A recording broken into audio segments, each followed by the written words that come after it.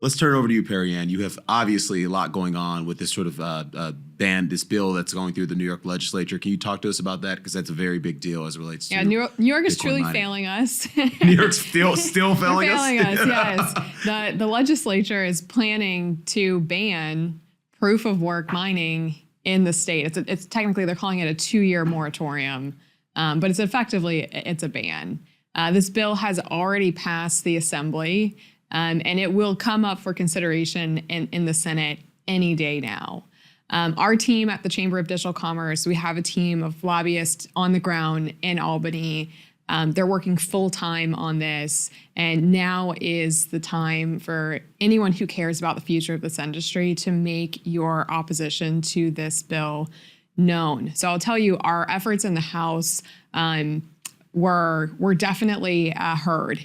I'll give you just some play-by-play on what happened because it was it was fascinating. Take me back. So who's spearheading it? Why are they spearheading it? Like, what's the implications of this bill passing and or potentially not passing? Yeah. So this bill is being pushed by environmentalists. The head sponsor of the bill, Anna Keels. She is she promotes herself on Twitter as a climate activist. And it had to pass through committee before it could go to the Assembly for a vote. We had worked really, really hard to get as much opposition to this as possible. They brought it up late at night for consideration in that committee, and they basically started the session saying, hey, surprise, we have changed the composition of the committee. There's now a new member on it. And that new member was someone they had recruited who was a supporter of the bill. And that was the only way they were able to get it out of committee. Oh, geez. So they were pulling tricks out of their bags. I mean, it was politics at truly its best and its worst. Shades of DC. But it really showed that people calling and voicing their opposition had a huge impact because they had to go that low just to get it through. And then it passed through the full Assembly after that. So by the way, is this bill popular? Like, if it made it to the floor of the Assembly, would it actually pass? Or well, it passed the Assembly, so it now has to pass the Senate. It has to pass the Senate. And we have a fighting chance. We have a fighting chance based on our whip count. We think we need to flip about 12 Democrats in order for it to fail. Mm-hmm. So we are focusing efforts on Senate Democrats today. For anybody who would like to be a part of this, we're calling on literally everybody around the country, even if you're not located in New York. If you are located in New York, contact your state senator and let them know your opposition to this bill. If you're not in New York, call the Senate leadership and help educate them on why this is bad. We have a campaign. All of the resources we're posting on our Twitter account. It's at Digital Chamber. We have talking points. We have resources so you can find your senator. But now is the fighting chance. I feel like I represent the sort of collective curiosity, if you will, of the traditional finance community as someone who's very curious about Bitcoin, believes it has a place in your asset allocation, depending on kind of where you are in your investment time horizon, on your investment journey. As the person who doesn't really understand the full implications, the full scope of maybe the energy, like why does this bill even exist? That's what I don't understand. Like, who is actively out there trying to prevent Bitcoin mining? Give me some stats, give me some facts, give me some figures. What are the issues?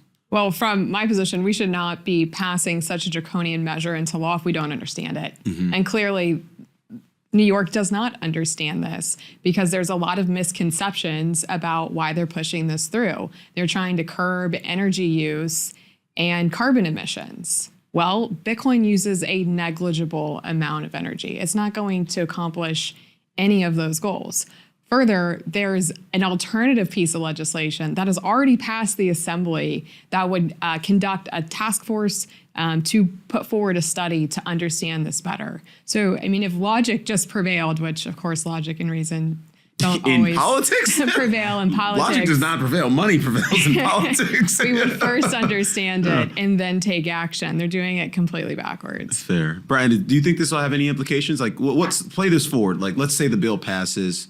You see copycat bills across the nation. Maybe it makes its way to D.C. Is there a real implication here as it relates to Bitcoin supply price? I don't think it's going to pass. I mean, if you look at the truth is that if you take all the world's energy, the electricity, Bitcoin consumes 0.1% of the world's electricity. So even if you turn it off, it has, like Perry just said, it has no meaningful effect. And 60% of the electricity that's used to mine Bitcoin comes from green or renewable energy sources.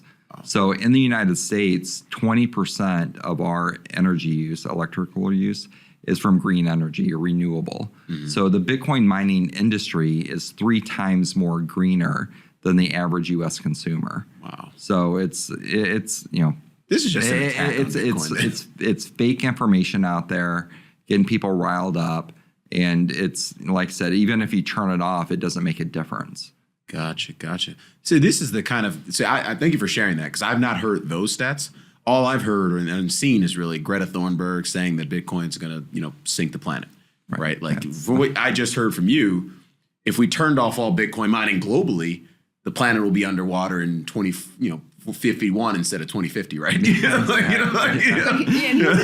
Here's the other part of that. So building off what Brian's talking about in terms of Bitcoin mining being a huge user and consumer of renewables, the Bitcoin mining industry is one of the largest investors in sustainable energy operations. And we believe Bitcoin mining has the opportunity to lead the transition to green and sustainable power operations around the country and potentially around the world. So by just saying anything proof of work is going to be banned in this state, all of those mines are just going to go elsewhere. There's plenty of more friendly states like Texas that are opening them with welcome arms, who are partnered with renewable plants and helping fund the build out of more renewable sources around the country. So it will have the complete opposite effect.